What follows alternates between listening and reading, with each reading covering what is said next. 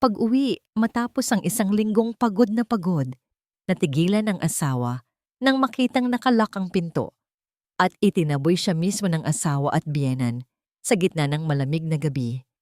Tanging tulong ng kapitbahay sa tapat ang nagbunyag ng malupit na katotohanan sa likod ng pamilya niya. Ngunit sapat ba ang pagbangon na ito para mabawi niya ang hustisya at magsimula ng isang bagong buhay? Inaanyayahan ko kayong makinig sa kwentong ito. Bumubuhos ang malakas na ulan sa Villa Esperanza. Tila ba nakikidalamhati sa pagod na gumuguhit sa buong katawan ni Elisa Reyes. Mahigpit ang hawak niya sa payong habang binabagtas ang madulas na daan patungo sa kanilang bahay. Isang linggo. Isang buong linggo siyang nagpakapagod sa isang out-of-town project. Tiniis ang lahat ng hirap para lang makapag-uwi ng magandang balita at kaunting pasalubong para sa asawang si Ricky. Ngunit sa pagdating niya sa tapat ng kanilang gate, isang malamig na kaba ang biglang gumapang sa kanyang dibdib. Patay ang lahat ng ilaw. Ang bahay na dapat sana'y magiging kanlungan niya mula sa bagyo ay tila isang madilim at walang buhay na istruktura. Baka tulog na si Ricky. Bulong niya sa sarili. Pilit na pinapanatag ang kalooban. Pagod din siguro sa trabaho. Binuksan niya ang gate at nagmamadaling tinungo ang pintuan. Kinuha niya ang susi mula sa kanyang bag, ngunit nang subukan niyang ipasok ito sa seradura, hindi ito umikot. Sinubukan niya ulit. At isa pa. Walang nangyari. Naka-double lock mula sa loob. Ang kaba sa kanyang dibdib ay unti-unting napalitan ng pagtataka at pagkatapos ay nang bahagyang inis. Kumatok siya ng marahan. Ricky? Hon? Nandito na ako. Tanging ang lagaslas ng ulan ang kanyang narinig na sagot. Nilakasan niya ang pagkatok. Ang tunog nito'y halos malunod na sa lakas ng hangin. Ricky! Buksan mo to! Ricky! Nagsimula ng manlamig ang kanyang mga kamay, hindi na lang dahil sa ulan. Kinuha niya ang kanyang cellphone at tinawagan ang numero ng asawa. Nagring ito ng ilang beses bago naputol. Sinubukan niya ulit. Ganoon pa rin. Ang bawat ring na walang sagot ay tila isang suntok sa kanyang sikmura. Bakit hindi niya sinasagot? Imposibleng hindi niya marinig ang mga katok at ang tawag niya. Ang pagod mula sa mahabang biyahe at trabaho ay tila naglaho, napalitan ng lumalaking takot at pag-aalala. Nagsimula ng manubig ang kanyang mga mata. Ang luha ay humahalo na sa tubig ulan na tumatama sa kanyang mukha. Nagsimula siyang mag-isip. May nagawa ba siyang mali? May nasabi ba siyang hindi maganda bago siya umalis? Pilit niyang inalala ang huli nilang pag-uusap, ngunit wala siyang matandaang anumang alitan. Sa gitna ng kanyang pagkabigo, isang sinag ng liwanag ang tumama sa kanyang kinatatayuan. Mula sa bahay sa tapat, bumukas ang pinto. Isang lalaki ang lumabas, may hawak na malaking itim na payong. Ito si Marco Villanueva, ang arkitekto na kapitbahay nila na halos isang taon na rin niyang nakikita pero hindi pa lubos na nakakausap. Miss, okay ka lang ba? Tanong ni Marco. Ang boses niya ay kalmado, ngunit may bakas ng pag-aalala.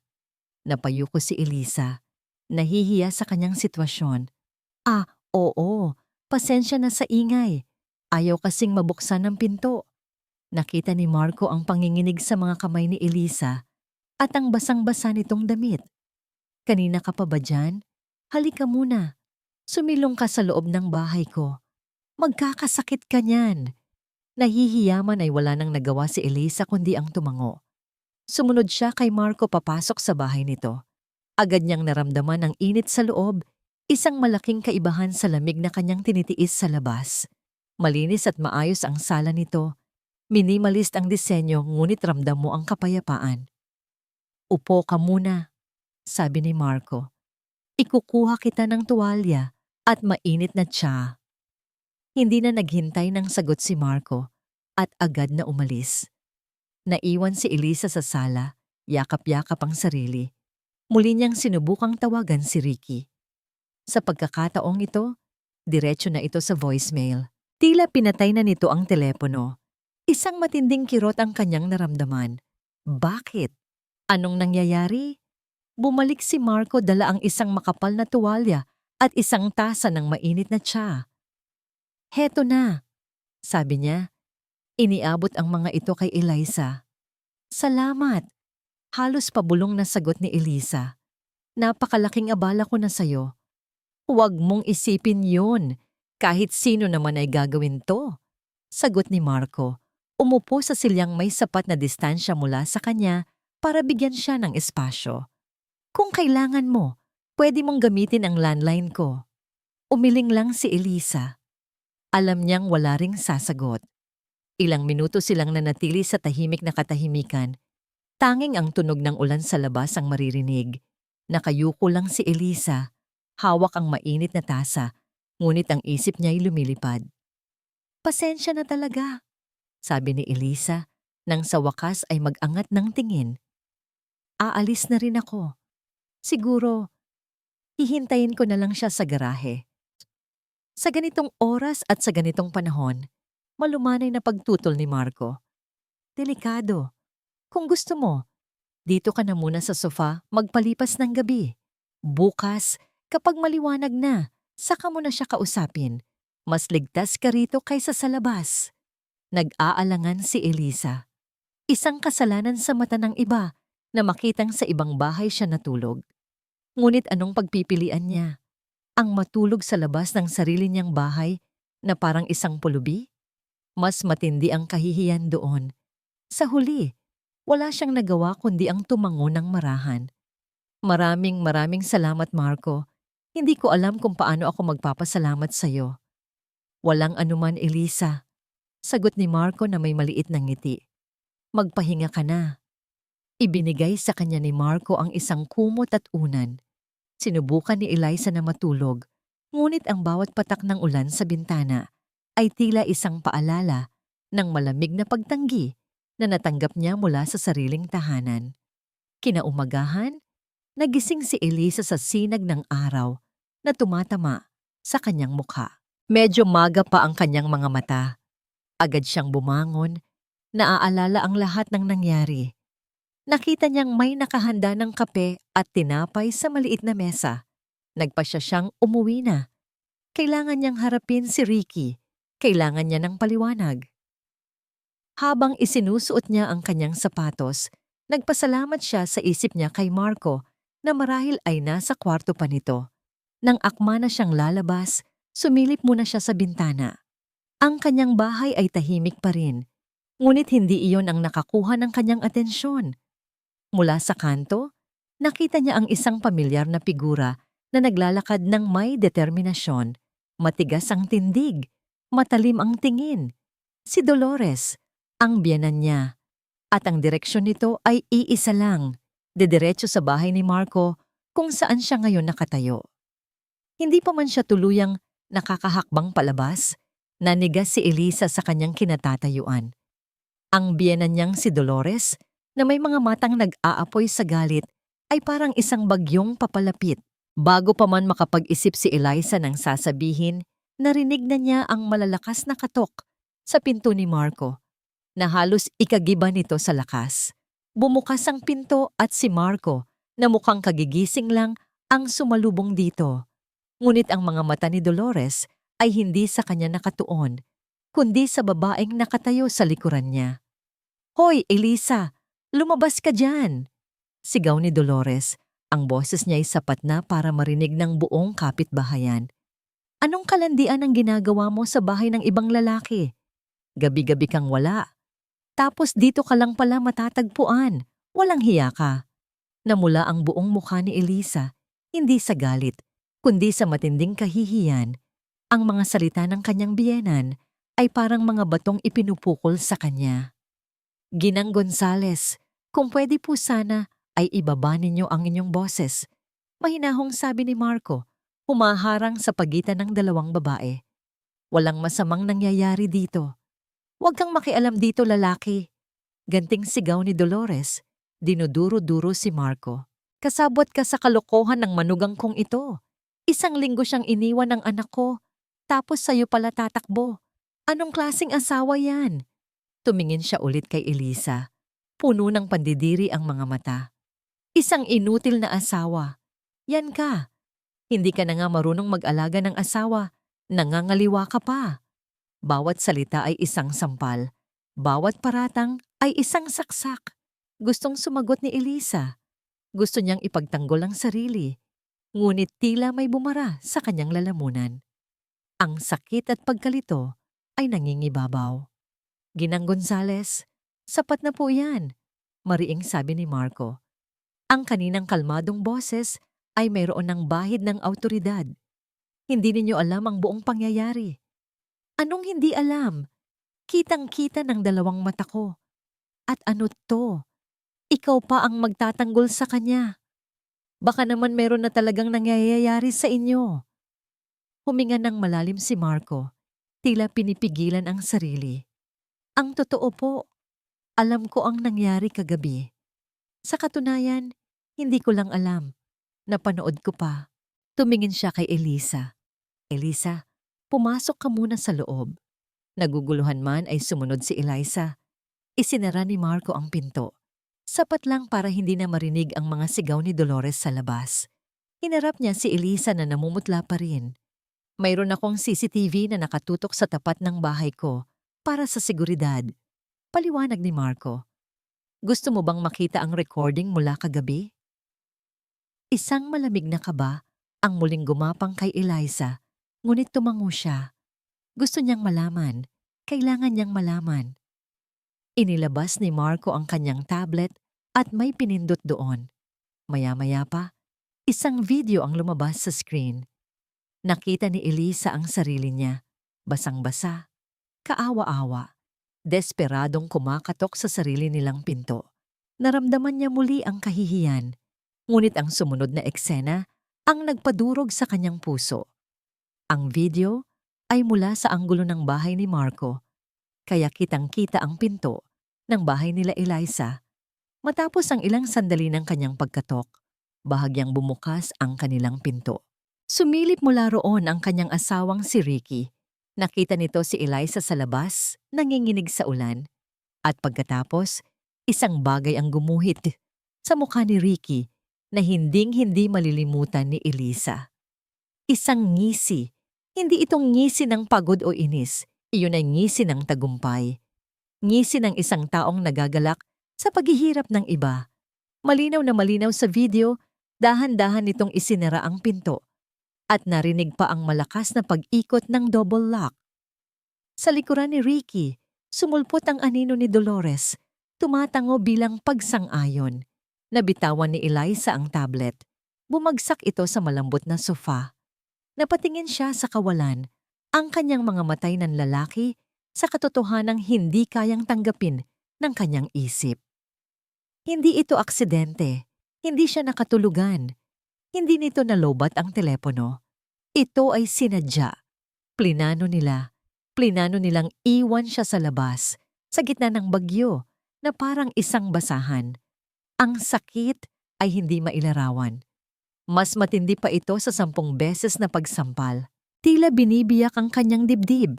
Ang bawat piraso ay sumisigaw sa kataksilan na kanyang natuklasan. Ang lalaking pinangakuan niya ng habambuhay, ang lalaking minahal niya ng higit pa sa sarili niya, ay nagawang pagtawanan ang kanyang paghihirap. Nagsimulang tumulo ang kanyang mga luha, hindi na dahil sa pagkalito, kundi dahil sa purong sakit at galit. Isang galit na ngayon lang niya naramdaman sa buong buhay niya. Isang galit na isinilang mula sa durog na puso at wasak na tiwala. Dahan-dahan niyang pinunasan ang kanyang mga luha. Nag-angat siya ng tingin kay Marco na tahimik lang na nagmamasid sa kanya. Puno ng pag-unawa ang mga mata. Humugot siya ng isang malalim na hininga. Ang boses niya, nang sa wakas ay lumabas, ay hindi nanginginig. Ito ay kalmado, ngunit may bigat. Walang bakas ng pagmamakaawa. Tanging ang lamig ng isang desisyon na hindi na mababali pa. Kailangan kong tawagan si Belle. Ang bawat pagpatak ng ulan sa salaming bintana ng coffee shop ay tila kasabay ng mabibigat na tibok ng puso ni Elisa. Tahimik siyang nakaupo sa isang sulok. Hawak ang isang tasang kape na hindi pa niya nababawasan. Nakatingin siya sa kawalan, ngunit sa kanyang isip, paulit-ulit na naglalaro ang imahe mula sa CCTV, ang ngisi sa mukha ni Ricky, ang nangisi ng kataksilan. Ilang sandali pa, isang babaeng may matapang na tindig at matalas na paningin ang pumasok sa pinto. Agad nitong nakita si Eliza at mabilis na lumapit. Ito si Attorney Isabel Cruz o Belle, ang kanyang matalik na kaibigan mula pa noong kolehiyo. "Bes!" Bungad ni Belle. Ang boses niya'y puno ng pag-aalala habang hinahawakan ang balikat ni Eliza. "Sorry, na-traffic ako. Kumusta ka? Anong nangyari?" Sa pagkakita pa lang sa mukha ng kaibigan, ang pader na pilit itinatayo ni Eliza sa paligid ng kanyang puso ay nagsimulang gumuho. Muli na namang namuo ang luha sa kanyang mga mata. "Belle?" Iyon lang ang lumabas sa kanyang bibig. Ngunit sapat na yon para maintindihan ni Belle ang bigat ng kanyang nararamdaman. Ikinuwento ni Eliza ang lahat. Ang pag-uwi niya, ang nakakandadong pinto, ang tulong ni Marco, at ang eskandalong ginawa ni Dolores kaninang umaga. At ang pinakamasakit sa lahat, ang video. Habang nagsasalita siya, si Belle ay tahimik na nakikinig. Ang kaninang maamong muka ay unti-unting tumitigas, napapalitan ng propesyonal na determinasyon. Ang mga walang hiya, mahinang bulong ni Belle matapos marinig ang lahat. Inabot niya ang kamay ni Eliza at mahigpit itong hinawakan. "Okay, Bes. Makinig ka sa akin. Mula ngayon, hindi ka na lang si Eliza na kaibigan ko. Kliyente na rin kita. At bilang abogado mo, sisiguraduhin kong pagbabayaran nila ang ginawa nila sa'yo." May kung anong lakas ang idinulot ng mga salita ni Belle kay Eliza. Anong gagawin natin?" Sumandal si Belle sa upuan. Ang isip niya'y tumatakbo na. Base sa kwento mo, malinaw na may plano sila. Hindi ito basta-basta init ng ulo lang. Annulment? Pwede. Pero masyadong matagal. Ang kailangan natin ay mabilis na aksyon para protektahan ka at ang mga ari-arian mo. Bigla siyang napahinto. "Teka, ang pera. Ang pera ninyo." Isang bagong kaba ang naramdaman ni Eliza. "Anong meron sa pera namin?" "May joint savings account kayo, di ba?" Tanong ni Belle, ang mga matay seryoso. Ang mga ganitong sitwasyon, Eliza, madalas pera ang ugat. Ang unang ginagawa ng mga taksil na asawa ay nililimas ang bank account para wala kang magamit laban sa kanila. Kailangan nating tingnan yan. Ngayon din, parang binuhusan ng malamig na tubig si Eliza. Sa gitna ng emosyonal na sakit, hindi niya naisip ang tungkol sa pera. Ang perang pinaghirapan nilang pareho. Ang perang... Nanginginig ang mga kamay ni Eliza habang kinukuha ang kanyang cellphone.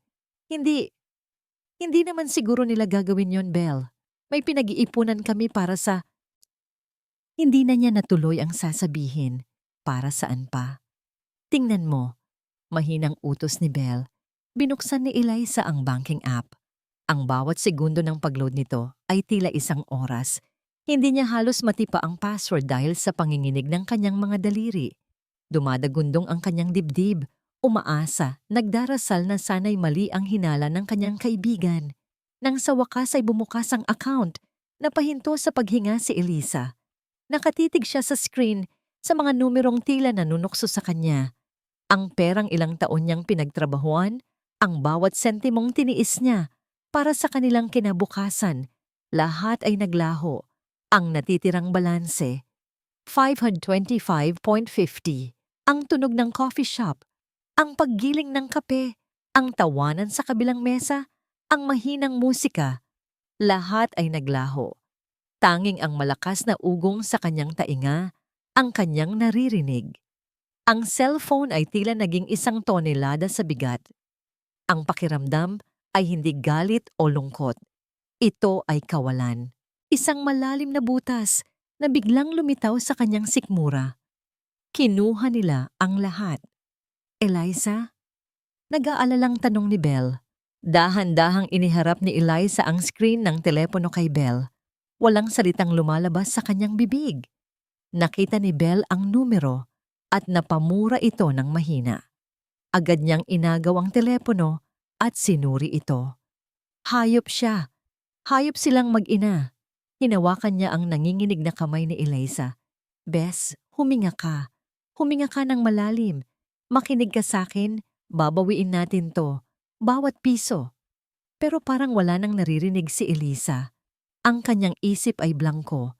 Ang kanyang pag-asa, tuluyan ng naglaho. Habang inaalo ni Belle si Eliza, patuloy niyang sinusuri ang detalye sa telepono. Tiningnan niya ang transaction history. At doon, isang detalye ang nakakuha ng kanyang pansin. Isang detalyeng nagpatindig ng kanyang balahibo at nagpasiklab sa kanyang galit. Tumingin siya kay Eliza, ang kanyang mga matay nanlilisik. Bes, sabi ni Belle, ang boses niya ay seryoso at puno ng panggigigil. May mas malala pa rito, ang malaking withdrawal. Ang halos kalahating milyong pisong kinuha niya. Tiningnan ko ang petsa at oras. Napatingin si Eliza kay Belle, naghihintay. Ginawa niya to kahapon. 6:00 ng gabi. Ilang oras bago kanya hindi pinapasok sa sarili mong pamamahay. Nakatayo si Dolores Gonzales sa gitna ng sala ng bahay na dapat sanay para kay Eliza. Ngunit ngayon ay tila pag-aari na niya. May isang ngiti ng tagumpay sa kanyang mga labi habang pinagmamasdan ang mga muebles, ang mga palamuti. Ngunit ang nangunang ngiting iyon ay biglang naglaho nang mag-vibrate ang kanyang cellphone sa ibabaw ng mesa. Nang makita niya ang pangalan sa screen, Boss Tonyo, isang pamilyar na takot ang gumapang sa kanyang sikmura. Sinagot niya ito. Pilit pinatatag ang kanyang boses. Hello, Boss Tonyo, bati niya. Sinisikap na maging kaswal. Dolores? Sagot ng isang magaspang na boses sa kabilang linya. Huwag mo na akong batiin. Nasaan na ang pera ko? Sabi mo 1 linggo lang. 2 linggo na ang nakalipas. Kaunting pasensya pa, boss. Malapit na. May inaayos lang. Sagot ni Dolores, ang mga palad niya ay nagsisimula ng pagpawisan. Wala na akong pasensya. Sigaw ng lalaki. Alam mo ba kung gaano nakalaki ang interes ng 200,000 mo? Kung hindi mo yan mababayaran hanggang sa Biyernes, baka hindi na lang ako ang bisitahin mo. Baka yung magaling mong anak, si Ricky ang dalawin ng mga tao ko. Tandaan mo, alam ko kung saan siya nagtatrabaho. Nanlamig ang buong katawan ni Dolores. Huwag! Huwag ninyong idadamay ang anak ko. Kung ayaw mong madamay siya, magbayad ka. Biyernes, Dolores, huling araw mo na yon. At ibinabana nito ang tawag. Nabitawan ni Dolores ang telepono. Ang kanyang paghinga ay mabigat. Ang perang nakuha nila mula sa account ni Eliza ay hindi pa sapat para takpan ang lahat ng kanyang utang sa sugal. Kailangan niya ng mas malaki. Kailangan niya ng paraan para masigurong sa kanila mapupunta ang lahat. Ang bahay, ang lupa, lahat. At si Eliza, ang tanging hadlang. Sakto namang pumasok si Ricky sa sala. Ang mukha'y gusot at puno ng pag-aalala. Ma, tumawag si Tita Belen. Tinatanong kung bakit daw hindi makontak si Eliza. Anong sasabihin ko? Hinarap siya ni Dolores. Ang takot sa kanyang mukha ay napalitan ng isang matigas na determinasyon. Hinawakan niya ang pisngi ng anak. Ricky, anak, makinig ka kay Mama. Ginagawa ko to para sa'yo, para sa kinabukasan mo. Pero ma, tama ba itong ginawa natin? Nilimas natin yung account. Pinalayas natin siya. Paano kung ano? Putol ni Dolores. Paano kung hinayaan natin siyang ubusin ang pera ninyo sa mga walang kwenta niyang proyekto? Paano kung hinayaan natin siyang kontrolin kahabang buhay? Kailan ka pa natutong questionin si Mama? Di ba't ako ang laging nag-iisip ng ikabubuti mo? Napatungo si Ricky, tila isang batang pinapagalitan. Pero mahal ko si Eliza. Mahal? Isang mapaklang tawa ang kumawala kay Dolores. Ang pagmamahal ba ay Yung hinahayaan kang magtrabaho mag-isa habang siya ay kung saan-saan naglalakwatsa. Anak, ginagamit ka lang niya. Matagal ko nang nakikita yan. Ngayon na wala na siya, malaya ka na. At itong pera, sabi niya, habang kinukuha ang passbook sa drawer, ito ang simula ng bago mong buhay, isang buhay na walang pakialamerang asawa. Ang bawat salita ni Dolores ay lason na unti-unting pumapasok sa isip ni Ricky. Pinapatay ang anumang bahid ng konsensya na natitira pa rito. Tumango na lang siya, sunod-sunuran sa ina. Ngunit alam ni Dolores na hindi sapat ang pagkontrol kay Ricky. Kailangan niyang sirain si Elisa sa mata ng lahat. Kailangan niyang siguraduhin na kapag nagsalita si Elisa, wala nang sino mang maniniwala sa kanya. Kinahapunan, lumabas si Dolores at umupo sa tindahan ni Aling Marites kung saan nagkakatipon ang mga tsismosa ng Villa Esperanza. Dala ang kanyang pinakamahusay na pag-arte. Nagsimula siyang umiyak. Ay Dolores, anong problema? Tanong agad ni Geng Chavez.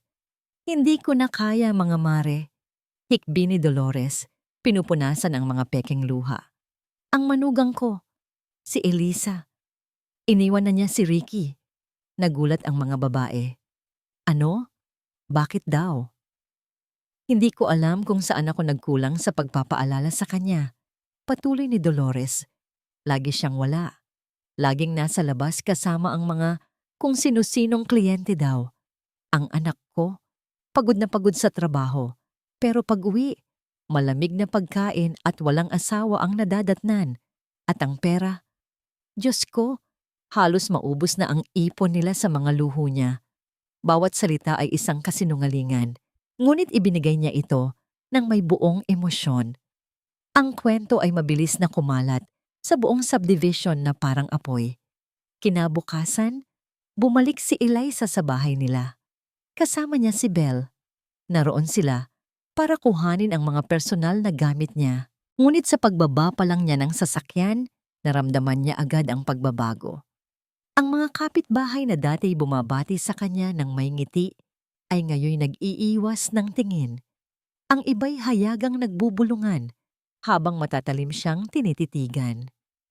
Ang dating magiliw na komunidad ay naging isang korte na siya ang hinahatulan. Habang bitbit niya ang isang kahon ng kanyang mga gamit palabas ng bahay, nakasalubong niya si Aling Nena, isang kapitbahay na madalas niyang bigyan ng ulam. Ngumiti si Eliza, isang pilit na ngiti. Ngunit si Aling Nena ay hindi ngumiti pabalik. Tiningnan lang siya nito mula ulo hanggang paa na may bakas ng pandidiri sa mukha.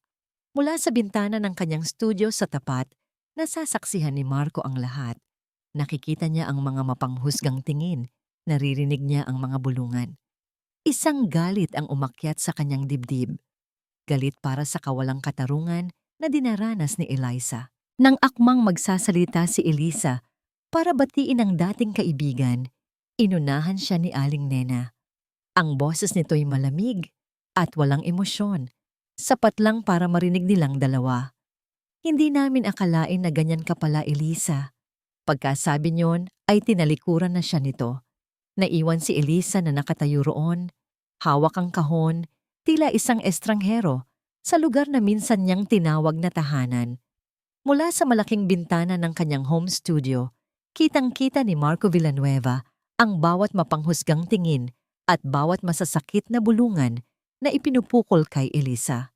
Nakatayo siya roon, hindi gumagalaw, habang pinapanood ang babaeng dahan-dahang binubuhat ang bigat ng buong mundo sa kanyang mga balikat.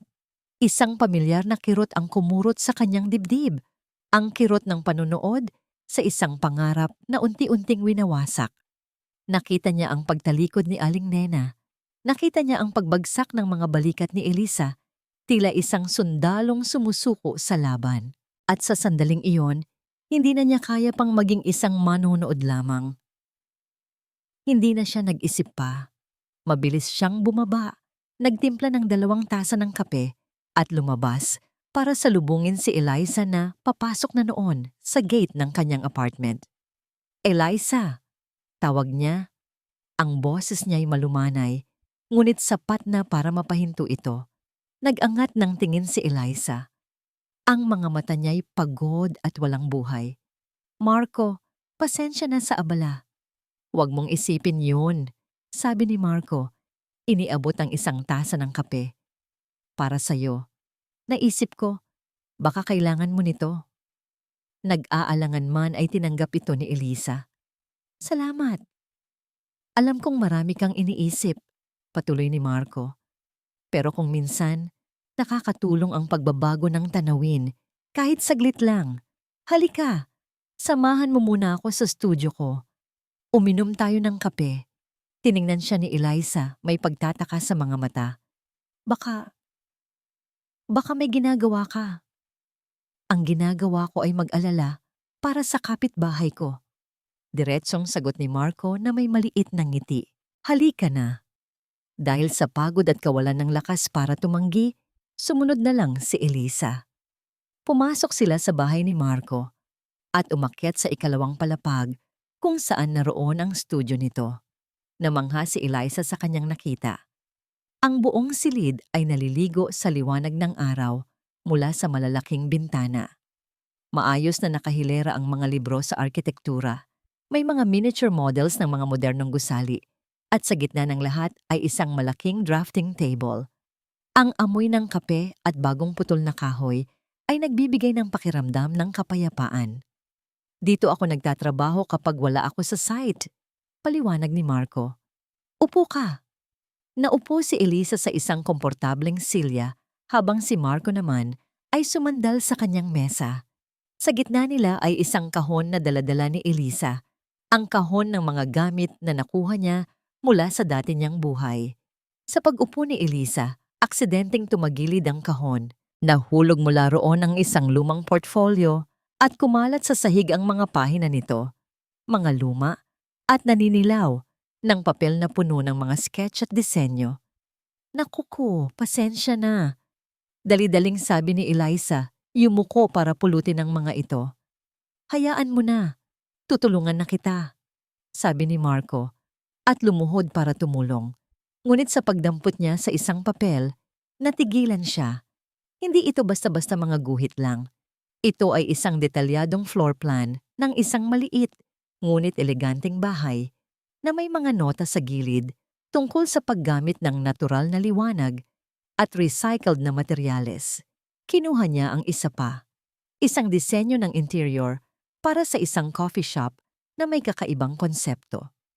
Ano to? Tanong ni Marco. Ang boses niya ay puno ng tunay na paghanga. Namula ang mukha ni Eliza, pilit na inaagaw ang mga papel. Wala yan. Mga luma kong drawing lang nung nangangarap pa ako. Nangangarap? Inulit ni Marco. Hindi binibitawan ang mga sketch. Eliza, hindi ito basta pangarap lang. Professional ang gawang to. Ang galing ng pagkakalatag mo ng espasyo. Ang konsepto mo sa sustainable materials. Ito yung mga bagay na pinag-aaralan ko ngayon. Tiningnan siya ni Eliza, hindi makapaniwala.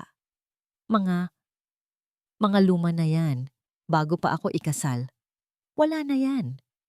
Anong wala na? Maring sabi ni Marco. Ang talento, hindi nawawala. Natutulog lang. Tinitigan niya si Eliza ng diretso sa mata. Sayang. Ang laki ng potensyal mo. Sa unang pagkakataon sa loob ng napakatagal na panahon, may isang taong nakakita sa kanya, hindi bilang asawa ni Ricky, hindi bilang manugang ni Dolores, kundi bilang si Eliza, ang arkitekto, ang taga-disenyo. Isang mainit na pakiramdam ang gumapang sa kanyang puso, kasabay ng pamilyar na kirot ng isang pangarap na matagal na niyang ibinaon. Ang hilig ko talaga ay sustainable architecture. Pag-iiba ni Marco ng usapan para mabigyan ng espasyo si Eliza. Ang paniniwala ko, ang isang magandang disenyo ay hindi lang maganda sa paningin, kundi maganda rin para sa kalikasan. Habang nagsasalita si Marco tungkol sa kanyang pasyon, unti-unting nawala ang tensyon sa katawan ni Eliza. Nakikinig siya, tumatango, at paminsan-minsan ay nagtatanong, Isang maliit na kislap ang bumalik sa kanyang mga mata. May libro ako tungkol diyan na baka magustuhan mo, sabi ni Marco. Tumayo at lumapit sa isang mataas na bookshelf. Tungkol ito sa biophilic design, ang pagsasama ng kalikasan sa loob ng mga istruktura. Katulad ng mga ideya mo rito, itinuro niya ang isang makapal na libro sa itaas na estante. Kasabay nito, si Elisa na na-curious sa pamagat ay tumayo rin at lumapit para tingnan. Alin doon? Tanong niya. Ito, sabi ni Marco. Iniabot ang kamay para kunin ang libro. Sa parehong segundo, iniabot din ni Elisa ang kanyang kamay, sinusubukang abutin ang parehong libro. Nagdikit ang kanilang mga kamay. Isang tila kuryente ang gumapang mula sa dulo ng mga daliri ni Marco pataas sa kanyang braso. Natigilan sila pareho. Ang oras ay tila bumagal. Ang tanging naririnig niya ay ang malakas na pagtibok ng kanyang puso. Dahan-dahan siyang lumingon kay Elisa na nakatingin din sa kanya, ang mga matay ng lalaki sa gulat. Agad na binawi ni Marco ang kanyang kamay na tila napaso. Pasensya na. Ako dapat ang mag-sorry. Nauutal na sagot ni Elisa. Umiwas ng tingin at bumalik sa kanyang upuan, ang pisngi na mumula. Nahihiyaman ay kinuha ni Marco ang libro at iniabot ito kay Elisa. Pilit nang ngumingiti para itago ang kaba. Huwag mong hayaang mabulok ang talentong to, Elisa. Sabi niya, mas seryoso na ngayon. Huwag mong hayaan silang kunin pati yan sa'yo. Kung gusto mo, tutulungan kitang buuin ulit ang portfolio mo. Tiningnan ni Elisa ang libro. Pagkatapos ay tumingin kay Marco. Isang luha ng pasasalamat ang pumatak mula sa kanyang mata. Ito ang unang pagkakataon sa loob ng ilang araw na naramdaman niyang may pag-asa pa. Salamat, Marco. Nakangiti na sana si Marco nang biglang tumunog ang cellphone ni Elisa. Ang tunog nito'y tila isang matalim na hiyaw sa tahimik na silid. Tiningnan niya ang screen. Isang hindi rehistradong numero. Nag-aalangan siyang sagutin ito. Baka importante yan, sabi ni Marco. Huminga ng malalim si Elisa at sinagot ang tawag. Inilagay ito sa loudspeaker. Hello? Isang nanginginig na boses ng isang batang babae ang sumagot mula sa kabilang linya, halos pabulong sa takot. Hello po. Ikaw po ba si Mrs. Elisa Gonzalez? Ang tanong mula sa kabilang linya ay tila isang matalim na patalim na nakatutok sa leeg ni Elisa. Ikaw po ba si Mrs. Elisa Gonzalez? Napatitig si Elisa sa telepono, pagkatapos ay kay Marco na nakatayo sa harap niya, ang mukha'y puno ng pag-aalala. Isang masamang kutob ang biglang kumalat sa buo niyang sistema. Huminga siya nang malalim bago sumagot. Sino to? May narinig siyang hikbi sa kabilang linya. Ako po si Karen. Pasensya na po sa pagtawag. Alam ko pong wala akong karapatan, pero kailangan ko po kayong makausap. Ang pangalan ay hindi pamilyar, ngunit ang takot sa boses ng babae ay pamilyar. Ito ang takot na nararamdaman niya nitong mga nakaraang araw. Anong kailangan mo sa akin? Tanong ni Elisa. Ang boses niya ay naging malamig. Muling humikbi ang babae. Mrs. Gonzalez, Elisa po, buntis po ako. Natigilan si Elisa. Ang hangin sa kanyang baga ay tila naubos. At si Ricky po ang ama. Bawat salita ay isang malakas na suntok na hindi niya nakita. Napahawak si Elisa sa mesa para suportahan ang sarili. Ang kanyang mga tuhod ay biglang nanlambot. Nakita ni Marco ang pamumutla niya at agad siyang inalalayan paupo. Ano? Iyon lang ang salitang lumabas sa kanyang bibig.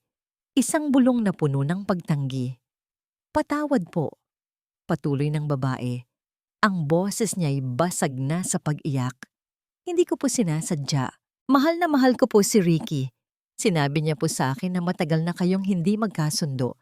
Nahihiwalayan ka na niya. Ang mga kasinungalingan, ang mga panloloko, lahat ay sabay-sabay na bumubuhos Nilulunod siya, ngunit may mas malala pa palang darating. Kaya po ako tumawag, patuloy ni Karen, ay dahil sa konsensya ko, tungkol po sa pera, sa condo unit na binili niya para sa amin. Isang condo unit. Ang perang pinaghirapan niya ay ipinambili pala ng pugad para sa kabit ng kanyang asawa. Isang mapaklang tawa ang gustong kumawala mula sa lalamunan ni Elisa, ngunit walang tunog na lumabas. Nalaman ko po kasi kung saan galing ang pera. Sabi ni Karen, ang boses ay halos hindi na marinig. Noong una, sabi niya bonus niya daw sa trabaho, pero narinig ko po siyang kausap ang nanay niya, Mrs. Gonzales. Ang perang ginamit niya, sabi niya, iyon daw po yung mana ninyo mula sa mga yumaon ninyong magulang. Sa sandaling iyon, ang mundo ni Eliza ay tuluyan ng gumuho. Bigla siyang bumalik sa isang alaala, ang huling araw ng kanyang ina sa ospital. Hawak nito ang kanyang kamay, ang hiningay hirap na. Anak, bulong ng ina, ang maliit na pamana namin ng papa mo, huwag mong hahayaang mawala. Gamitin mo yan para tuparin ang pangarap mong magtayo ng sarili mong design firm. Iyan ang gusto naming makita. Ang pangako, ang huling habilin, ang sagradong alaala ng kanyang mga magulang. Lahat ay winasak, dinungisan, at ninakaw. Binitawan niya ang telepono. Hindi na niya narinig ang pagtawag ni Marco. Hindi na niya naramdaman ang pag-alalay nito. Ang tanging nararamdaman niya ay isang matinding sakit. Isang sakit na mas malalim pa sa kataksilan, mas matindi pa sa galit. Ito ang sakit ng pagkawala ng huling piraso ng kanyang pagkatao na nag-uugnay sa kanya sa mga magulang niya. Ilang oras ang lumipas. Nakaupo si Eliza sa kama ng kanyang maliit at pansamantalang inuupahang apartment. Yakap-yakap ang kanyang mga tuhod, nakatulala sa isang sulok. Ang pag-asa na naramdaman niya sa studio ni Marco kanina ay parang isang panaginip na lang. Ito ang realidad. Wasak siya. Wala siyang pera.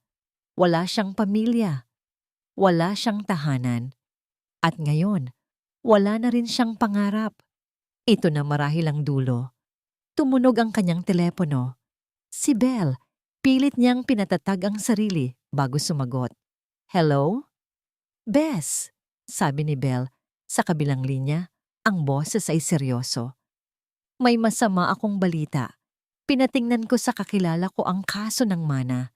Dahil idiniposito mo ang pera sa joint account ninyo. Sa mata ng batas, naging conjugal property na yon. Kung walang kasulatan na nagsasabing para sa'yo lang yon, napakahirap patunayan sa korte na sa'yo lang yon dapat mapunta. Lalabanan nila tayo ng husto rito. Kung may natitira pa mang katiting na pag-asa sa puso ni Elisa, sa sandaling iyon ay tuluyan na itong namatay. Kahit ang batas ay tila hindi nakakampi sa kanya. Kinabukasan, kahit durog na durog, pilit na bumangon si Elisa. Kailangan niyang magtrabaho. Nakakuha siya ng isang maliit na contractual job sa isang interior design company sa Makati. Kailangan niyang kumain. Kailangan niyang mabuhay kahit hindi na niya alam kung para saan. Habang nakaupo siya sa kanyang cubicle, pilit na itinuon ang isip sa blueprint na nasa harap niya, isang malakas na boses ang biglang umalingaw-ngaw sa buong opisina. Nasaan dito si Elisa Reyes? Nasaan ang mga agaw na yan? Nanigas si Elisa. Kilala niya ang boses na yon. Dahan-dahan siyang lumingon at nakita niya si Dolores, nakatayo sa gitna ng opisina, ang mukha'y tila isang demonyo, handang manira. Lumapit ito sa kanya. Kasunod ang mga nagtatakang tingin ng lahat ng kanyang mga bagong katrabaho. Napakawalang hiya mo. Sigaw ni Dolores, dinuduro siya. Hindi ka pa nakontento na sirain ang buhay ng anak ko, pati ang kinabukasan ng magiging apo ko, ninakaw mo pa. Hindi makapagsalita si Elisa. Apo? Oo, apo. Patuloy ni Dolores. Tila nabasa ang isip niya at ngayoy nagsasalita para marinig ng lahat. May dinadalang tao ang nobya ng anak ko. Isang inosenteng bata na ninakawan mo ng kinabukasan. Humarap si Dolores sa mga katrabaho ni Elisa na ngayon ay nakapalibot na sa kanila. Huwag ninyong pagkatiwalaan ang babaeng yan. Inagaw niya ang mana na dapat sana ay para sa apo ko, para lang sa kalandian niya. Nasa kalagitnaan ng pagrepaso ng isang blueprint si Marco nang biglang tumunog ang kanyang telepono. Isang hindi pamilyar na numero. Ngunit ang sunod-sunod na pagtawag nito ay nagbigay sa kanya ng masamang kutob. Sinagot niya, "Hello? Sir Marco Villanueva po ba to?" Tanong ng isang nag-aalalang boses sa kabilang linya. "Ako po yung HR sa pinagtatrabahuhan ni Ma'am Elisa Reyes. May problema po kasi dito." Hindi na niya pinatapos ang babae. Isang pangalan lang ang narinig niya, Eliza. Isang salita lang ang pumasok sa isip niya, Dolores. Mabilis niyang kinuha ang susi ng kotse at walang paalam na umalis ng bahay. Pagdating niya sa lobby ng office building, agad niyang nakita ang kaguluhan. May mga security guard at mga empleyadong nagkukumpulan. At sa gitna ng lahat, nakita niya si Elisa. Nakatayo, hindi gumagalaw, habang si Dolores ay patuloy sa pag-aalboroto. Ang mga mata ni Elisa ay blanko. Nakatingin sa kawalan, na tila ba ang kaluluwa niya'y nilisan na ang kanyang katawan. Hindi na nag-isip pa si Marco. Nilapitan niya ang grupo, dire-diretsyong hinawi ang mga tao, at marahang hinawakan ng braso ni Elisa. "Tara na," sabi niya. Ang boses niya'y mahinahon, ngunit may bigat ng awtoridad na nagpatahimik sa lahat, pati na kay Dolores. Walang pagtutol, walang reaksyon. Nagpatiyanod lang si Elisa habang inaakay siya ni Marco, palabas ng gusali, papalayo sa mga mapanghusgang tingin at masasakit na salita. Sa loob ng kotse, katahimikan ng namayani. Binalot ng katahimikan na mas maingay pa sa sigaw ni Dolores. Hinigpitan ni Marco ang hawak sa manibela. Ang kanyang mga buto sa panga ay tumitigas sa pinipigil na galit. Tumingin siya sa babaeng katabi niya. Nakatingin lang ito sa labas ng bintana. Ngunit alam niyang wala itong nakikita. Para itong isang magandang florera na nabasag at ngayon ay pinipilit na lang pagdikitin ang mga pira-pirasong bahagi. Imbes na ihatid siya sa kanyang apartment, minaneho ni Marco ang kotse paakyat. Paakyat sa mga burol ng Antipolo kung saan ang ingay ng syudad ay napapalitan ng malamig na hangin at malawak na tanawin. Huminto siya sa isang maliit at tahimik na coffee shop sa gilid ng bundok. "Baba muna tayo," sabi niya. Sumunod lang si Elisa na parang isang anino. Umupo sila sa isang mesang nasa labas kung saan tanaw nila ang buong Metro Manila. Nag-order si Marco ng 2 kape. Ilang minuto silang hindi nagsalita. Pinapanood lang ni Marco si Elisa na nakatitig pa rin sa kawalan. Alam niyang walang salita ng simpatiya ang makakapagpagaan sa nararamdaman nito. Kailangan nito ng higit pa roon. Kailangan nitong malaman na hindi siya nag-iisa sa gitna ng pagkawasak. Huminga ng malalim si Marco, inipon ang lakas ng loob para buksan ang isang sugat na matagal na niyang itinatago. Alam mo, panimula niya, ang boses niya'y mahina. Mayroon din akong pangarap na winasak. Sa unang pagkakataon, lumingon si Eliza sa kanya. Isang bahagyang kislap ng kuryosidad ang dumaan sa blangko niyang mga mata. 5 taon na ang nakalipas, patuloy ni Marco. Ang tingin niya'y nasa malayo na rin. Mayroon akong fiancé. Ang pangalan niya ay Ria. Arkitekto rin siya. Mas magaling pa nga sa akin. Isang mapait na ngiti ang gumuhit sa kanyang mga labi. Magkasosyo kami sa lahat ng bagay. Sa buhay, sa mga plano, sa mga pangarap. Ang pinakamalaki naming pangarap ay magtayo ng sarili naming firm. Isang firm na gagawa ng mga bahay na abot kaya, pero maganda at matibay para sa mga ordinaryong pamilya. Isang araw, bumisita kami sa isang construction site ng proyekto namin. Nagkaroon ng aksidente. Isang scaffolding ang bumagsak. Nasa ilalim siya at wala akong nagawa. Ang huling mga salita ay halos pabulong na lang. Ang sakit ng alaala ay sariwa pa rin na parang kahapon lang nangyari. Pagkatapos niyang mawala, sabi ni Marco, gumuho ang lahat. Isinara ko ang kumpanya. Itinapon ko ang mga plano. Ibinenta ko ang bahay na dapat sana'y titirhan namin.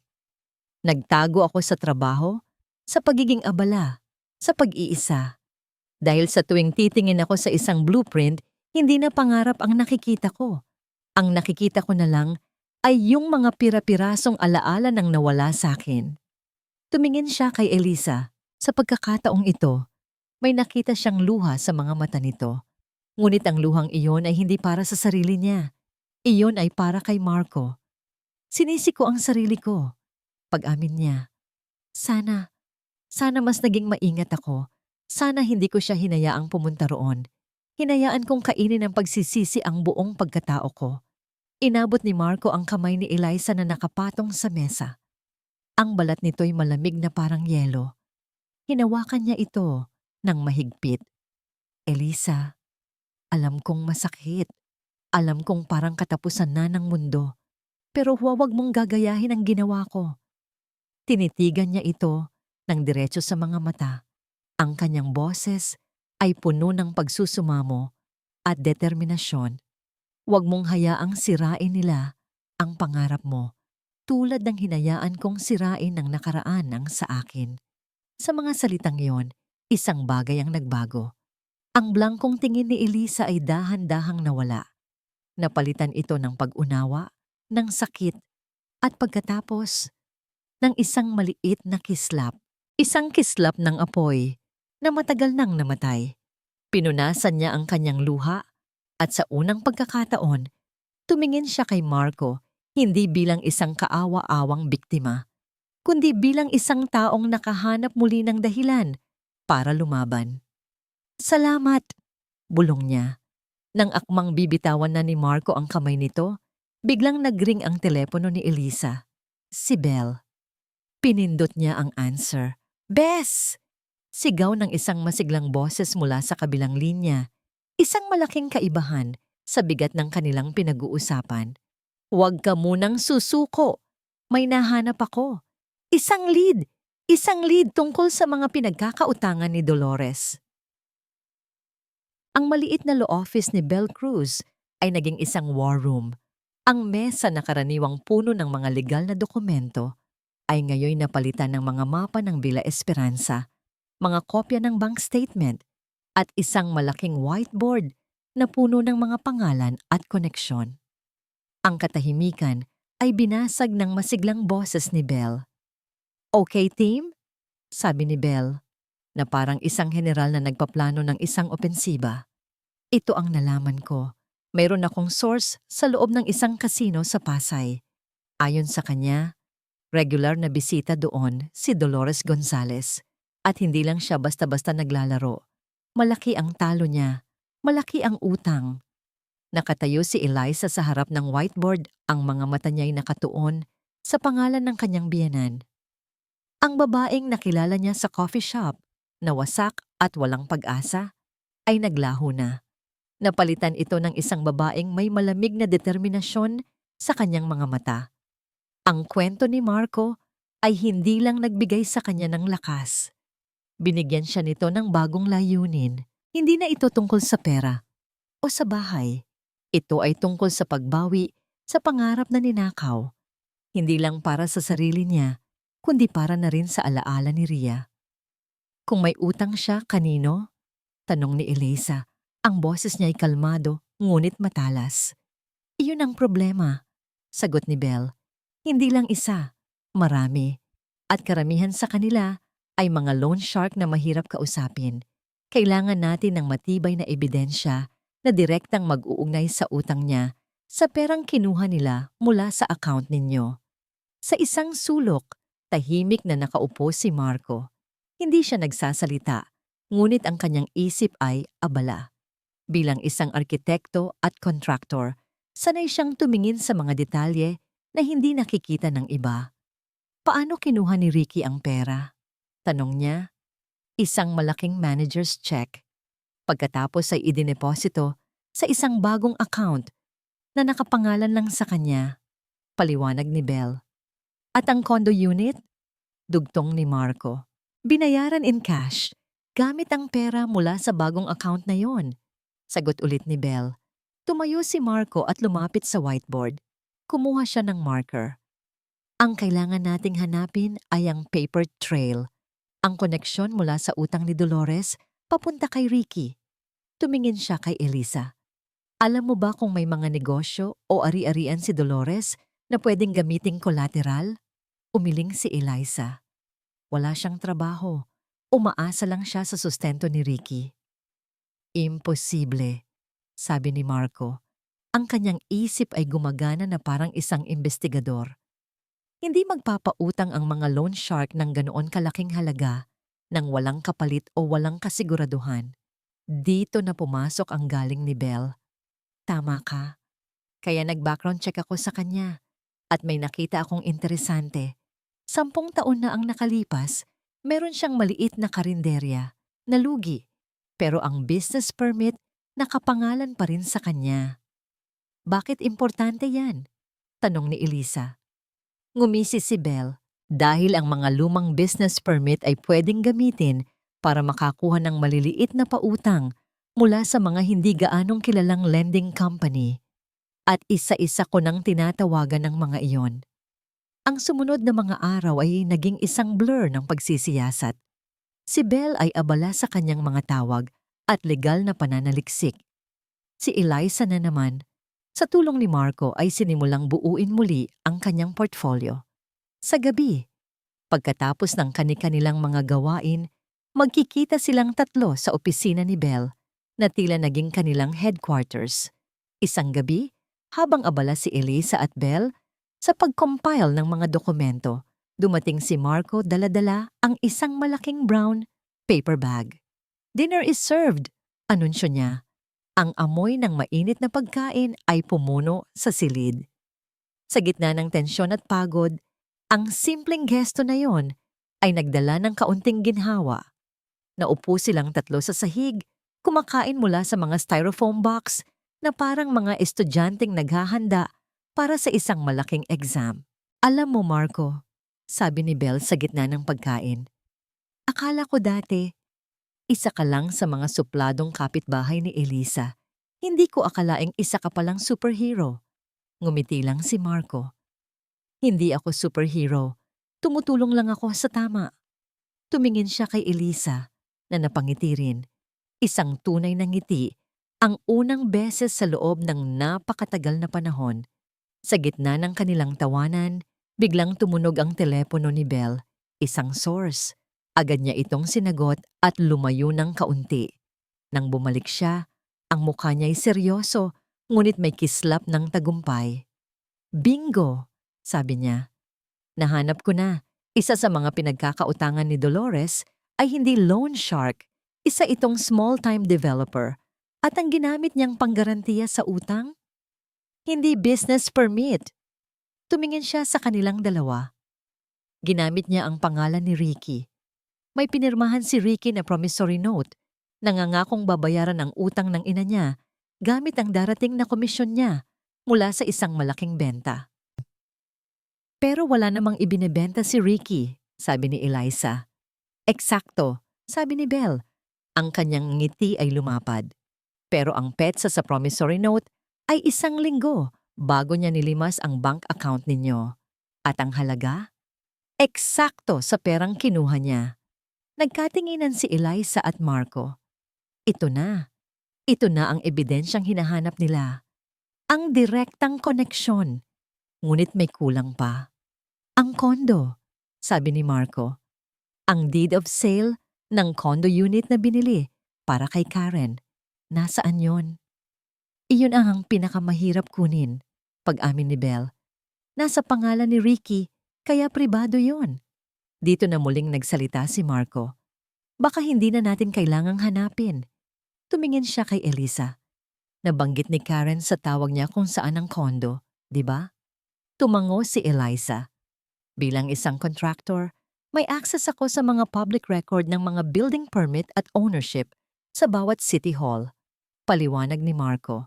Kung ibibigay mo sa akin ang pangalan ng condo building at ang pangalan ni Ricky, baka may makita ako. Kinuha ni Elisa ang isang piraso ng papel at isinulat ang mga detalye. Iniabot niya ito kay Marco. Ang kanilang mga kamay ay muling nagdikit. Ngunit sa pagkakataong ito, walang pagkailang. Tanging pag-unawa at pagtitiwala. Kinabukasan, habang nasa opisina si Elisa, pilit na tinatapos ang kanyang trabaho, isang text message ang dumating mula kay Marco. Isa lang itong larawan. Ang larawan ng isang opisyal na dokumento. Isang kopya ng deed of sale para sa isang condo unit sa Taguig. Nakapangalan kay Richard Gonzalez at ang petsa ng pagbili, isang araw matapos niyang makuha ang pera. At ang pinakamatibay na ebidensya, nakalakip sa dokumento ang isang bank certificate na nagpapatunay na ang perang ginamit pambayad ay nagmula sa bagong account ni Ricky, ang parehong account kung saan idineposito ang ninakaw na mana. Tinitigan ni Elisa ang larawan sa kanyang telepono. Ang lahat ng piraso ng puzzle ay nandito na. Ang promissory note, ang bank withdrawal, ang deed of sale. Biglang tumawag si Belle. Ang boses niya ay puno ng pananabik. Bes, kumpleto na tayo. Pwede na nating isampa ang kaso. Game over na sila. Ang pakiramdam ng tagumpay para kay Richard Ricky Gonzalez ay panandalian lamang. Sa mga unang linggo, ang buhay ay tila perpekto. Ang malaking pera sa kanyang bank account, ang bagong kondo, ang atensyon ni Karen, ang kawalan ni Eliza. Ngunit higit sa lahat, ang katahimikan, ang kawalan ng boses ni Eliza na laging nagpapaalala sa kanya ng kanyang mga responsibilidad at ng mga pangarap na hindi naman talaga sa kanya. Ngunit ang katahimikan na yon ay dahan-dahang napalitan ng isang nakakabinging kaba. Nagsimula ito sa mga simpleng bagay, ang pag-iwas ng tingin ng ilang kapitbahay, ang hindi na pagsagot sa tawag ng mga dating kaibigan, at pagkatapos ay dumating ang opisyal na sulat, isang makapal na sobre mula sa isang law firm ang sumalubong sa kanya isang umaga. Nang buksan niya ito, ang mga salitang demand letter and petition for legal separation with criminal complaint for adultery and estafa ay tila lumundag mula sa papel at sumampal sa kanya ng paulit-ulit. Nanginginig ang kanyang mga kamay habang binabasa ang mga kalakip na dokumento. Kopya ng promissory note na pinirmahan niya, mga bank statement, at ang deed of sale ng kondo ni Karen. Ma! Sigaw niya. Ang boses niya ay puno ng sindak na ngayon lang niya naramdaman. Mama! Dumating si Dolores mula sa kusina. Ang muka'y nagtataka. Ngunit nang makita ang mga papel sa kamay ni Ricky, ang kulay sa kanyang muka ay biglang nawala. Ano to? Nanginginig na tanong ni Ricky. Paano? Paano nila nalaman ang lahat ng to? Mabilis na inagaw ni Dolores ang mga papel. Ang kanyang mga matay nanlilisik habang binabasa ang bawat detalye. Ang walang hiyang babaeng yon. Siyempre niya. At ang kaibigan niyang abogada. Akala mo kung sinong matalino. Anong gagawin natin, Ma? Halos magmakaawang tanong ni Ricky. Makukulong ba ako? Estafa, adultery? Manatatakot ako. Tiningnan ni Dolores ang kanyang anak, ang kanyang duwag at mahinang anak. Isang galit ang pumalit sa kanyang takot. Galit hindi kay Eliza, kundi sa kahinaan ni Ricky. Ngunit hindi ito ang oras para sa paninisi. Kailangan nilang kumilos. Tumigil ka sa pag-iyak na parang bata. Sigaw niya. Hindi pa tapos ang laban. Mayroon pa tayong isang baraha, ang huling baraha. Ano yon? Ang puso ni Eliza. Sagot ni Dolores, isang tusong ng ngiti ang dahan-dahang gumuhit sa kanyang mga labi. Kahit anong talino ng abogada niya, si Eliza pa rin yan. Ang marupok at maawaing si Eliza na kilala natin. Gagamitin natin yan laban sa kanya. Inutusan ni Dolores si Ricky kung ano ang dapat gawin. Bawat salita, bawat hikbi, bawat pag-arte. At si Ricky, na walang sariling pag-iisip, ay sumunod na parang isang tuta. Kinuha niya ang kanyang telepono at tinawagan ang numero ni Elisa. Sa pangatlong ring sumagot ito. Hello? Ang boses ni Eliza ay malamig at walang emosyon. Hindi ito ang boses ng asawa niya na kilala niya. Elisa. Panimula ni Ricky. Pinipilit na paiyakin ang kanyang boses. Ako to. Si Ricky. Katahimikan. Please, Elisa, mag-usap tayo. Patuloy niya, kasabay ng mga pekeng hikbi. Alam kong nagkamali ako. Nagkamali kami ni Mama. Pero nagsisisi na ako. Nagsisisi na ako sa lahat. Hindi ko kayang mawala ang kasakin. Narinig niya ang isang buntong hininga sa kabilang linya.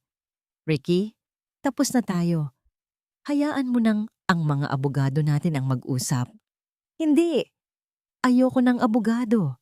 Sigaw ni Ricky. Eksakto sa script na ibinigay ng ina niya. Gusto ko. Ikaw ang kausapin ko. Gusto nating ayusin to. Bilang pamilya. Kahit ito na lang ang huli, Elisa. Bigyan mo ako ng pagkakataong humingi ng tawad ng personal. Pakiusap. Muling natahimik sa kabilang linya. Ang ilang segundong yon ay tila isang habambuhay para kay Ricky. Alam niyang ito na ang huling pag-asa nila. Kung hindi ito gumana, tapos na ang laro. Narinig niya ang pag-uusap sa background sa panig ni Eliza. Boses ni Belle, boses ng isang lalaki. Marahil ay ang kapitbahay nilang si Marco. Ang pag-iisip na magkasama silang tatlo ay nagpasiklab ng isang damdamin sa puso ni Ricky, hindi selos, kundi inggit. Inggit sa lakas na nakita ni Elisa sa piling ng ibang tao. Ricky, sabi ni Elisa nang sa wakas ay magsalita ito ulit. Ang boses niya ay kalmado pa rin, ngunit mayroon ng bigat. Pumapayag akong makipagkita. Isang ngiti ng tagumpay ang gumuhit sa mukha ni Ricky. Tumingin siya sa ina niya at nag-thumbs up. Ngunit ang sumunod na sinabi ni Eliza ang nagpabura sa ngiting iyon. Sa opisina ni Belle, bukas, 10:00 ng umaga, at isama mo ang nanay mo. Ang conference room sa opisina ni Belle Cruz ay malamig at tahimik. Ang tanging maririnig ay ang mahinang ugong ng aircon at ang pagpatak ng ulan sa salaming bintana na tila isang paalala ng gabing nagsimula ang lahat. Nakaupo si Elisa sa isang dulo ng mahabang mesa, katabi si Belle. Sa tapat nila, 2 bakanting upuan ang naghihintay. Si Marco ay nasa labas lang ng silid, nagmamasid, isang tahimik na aninong handang umalalay kung kinakailangan. Eksaktong 10:00 ng umaga, bumukas ang pinto. Pumasok si Ricky at Dolores, kasama ang isang abogado na mukhang pagod at dehado na bago pa man magsimula ang laban. Agad na sinimula ni Dolores ang kanilang plano. Bago pa man makaupo, lumapit siya sa kinaroroonan ni Eliza. Ang kanyang muka ay basang-basa na sa luha. Elisa, anak? Hikbi niya. Akmang hahawakan ang kamay ni Eliza. Patawarin mo na kami. Patawarin mo na ang anak ko. Nagkamali kami. Pero pamilya pa rin tayo. Hindi gumalaw si Elisa. Hindi niya inalis ang kanyang kamay, pero hindi rin niya ito iginalaw para salubungin ang palad ng biyenan. Ang kanyang mga mata ay kalmado, malamig na parang yelo, nakatitig lang ng diretso kay Dolores. Maupo po kayo, Ginang Gonzales, sabi ni Belle. Ang boses niya ay professional at walang anumang emosyon. Magsimula na tayo. Walang nagawa ang mag-ina, kundi ang maupo. Agad na nagsalita ang kanilang abogado. Ang kliyente ko po, si G. Gonzales, ay nais sanang ayusin ito ng pribado. Nais niyang mag-offer ng settlement para... Settlement? Putol ni Belle. Isang matalim na ngisi ang sumilay sa kanyang mga labi. Binuksan niya ang isang folder sa harap niya. Sa tingin ko, hindi ninyo naiintindihan ang bigat ng sitwasyon ninyo. Inilapag ni Belle ang unang dokumento sa mesa. Isang kopya ng promissory note na pinirmahan ni Ricky para sa utang ni Dolores. Exhibit A, isang promissory note na may petsang 1 linggo bago ninakaw ni G. Gonzales ang pera ng aking kliyente. Malinaw na merong conspiracy to commit fraud. Namutla ang abogado ni Ricky. Si Dolores naman ay napalunok. Inilapag ni Belle ang pangalawang dokumento. Exhibit B, isang certified true copy ng bank withdrawal slip at ang statement of account na nagpapakita ng paglipat ng halos ₱250,000 mula sa joint account papunta sa personal account ni G. Gonzales. Ang pawis ay nagsimulang mamuo sa noo ni Ricky. Exhibit C, patuloy ni Belle. Ang boses niya ay tila isang martilyo ng hukom. Inilapag niya ang deed of sale ng condo unit. Isang deed of sale para sa isang condominium unit na binili para sa isang Miss Karen Santos, ang babaeng kasalukuyang nagdadalang tao sa anak ni G. Gonzales. Ang pagbili ay ginawa 1 araw matapos makuha ang pera. Tumingin si Belle sa abogado. Ito ay malinaw na ebidensya ng estafa through misappropriation at adultery. At ayon sa Article 333 ng Revised Penal Code, ang adultery ay may parusang pagkabilanggo ng hanggang 6 na taon. Ang estafa naman, depende sa halaga, ay may mas mabigat na parusa. Sa bawat dokumentong inilalapag, ang pag-arte ni na Dolores at Ricky ay unti-unting nalulusaw. Ang mga pekeng luha ay natuyo, napalitan ng tunay na takot. At ang huli, sabi ni Belle, ay hindi isang dokumento. Kinuha niya ang kanyang telepono at pinindot ang play.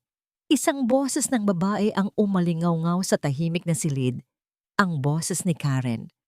Ang perang ginamit niya, sabi niya, iyon daw po yung mana ninyo mula sa mga yumaon ninyong magulang.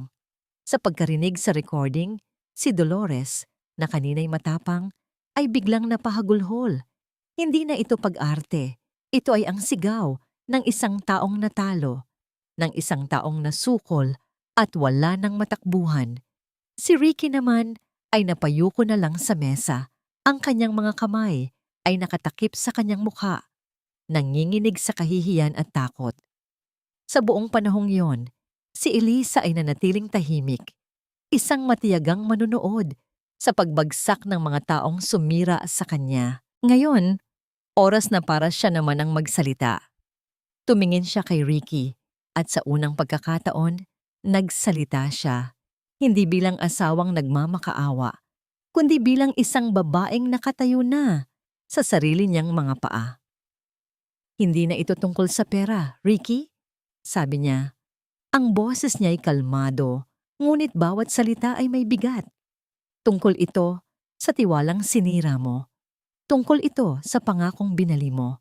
At higit sa lahat, tungkol ito sa alaala ng mga magulang ko na dinungisan mo. Tumingin siya kay Dolores. At kayo, Ginang Gonzales, tinuruan ninyo akong isang bagay, na ang kasamaan ay hindi laging may nakakatakot na anyo. Minsan, nagtatago ito sa likod ng pagiging isang ina. Tumayo si Elisa. Ito ang gusto ko, sabi niya. Ang kanyang boses ay malinaw at hindi nanginginig. Una, pipirmahan mo ang legal separation papers ngayon din. Isusuko mo ang lahat ng karapatan mo sa bahay at lupa sa Villa Esperanza. Pangalawa, ibabalik mo ang bawat sentimo ng mana na kinuha mo kasama ang interes. At pangatlo, tumingin siya sa kanilang dalawa. Lalayo kayo sa buhay ko. Hindi na kayo lalapit sa akin, sa pamilya ko, o sa mga kaibigan ko. May inihanda si Belle na restraining order para dyan. Kapag hindi kayo pumayag, dagdag ni Belle, bukas na bukas din, isasampa namin ang mga kasong kriminal na ito at sisiguraduhin kong sa kulungan kayo pupulutin.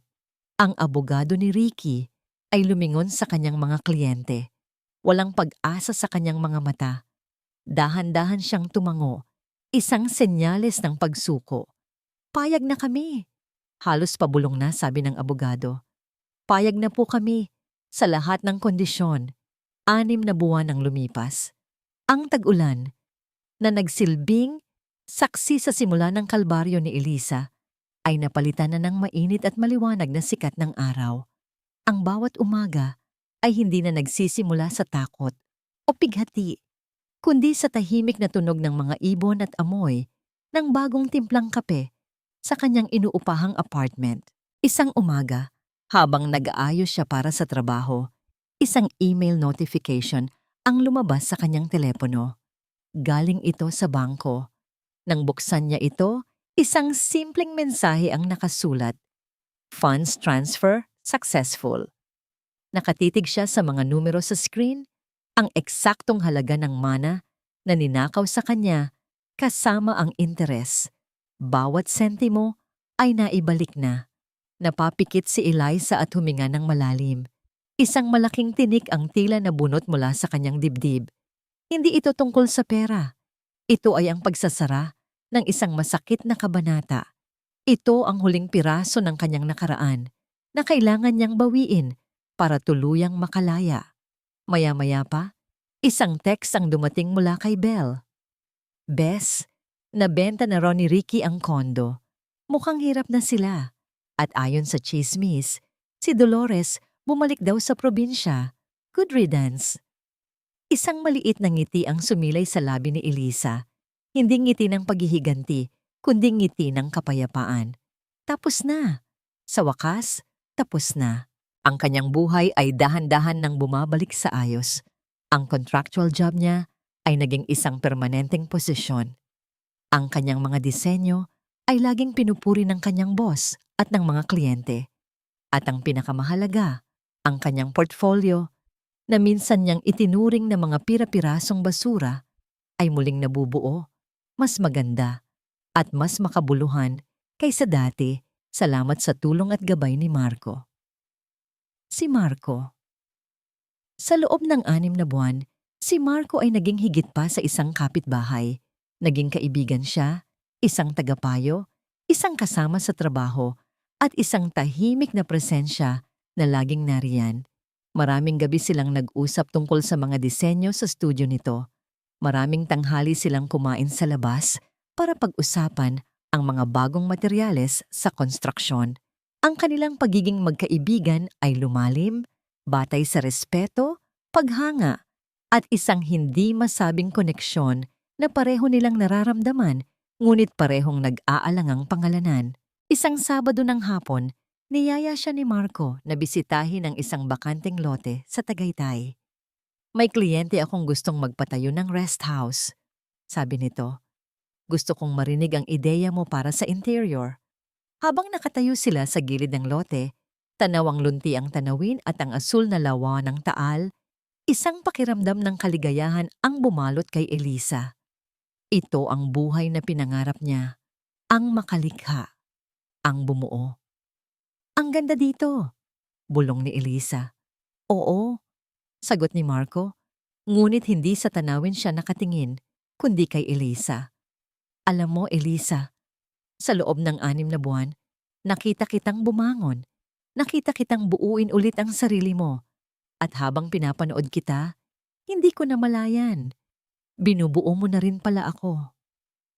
Tumingin si Eliza kay Marco, ang puso niya'y biglang bumilis ang tibok. Noong nawala si Ria, patuloy ni Marco, akala ko, katapusan na rin ang mga pangarap ko. Pero ipinakita mo sa akin na posibleng magsimula ulit. Na posibleng magtayo ng bago mula sa mga guho. May kinuha si Marco mula sa kanyang bag, isang malaking illustration board.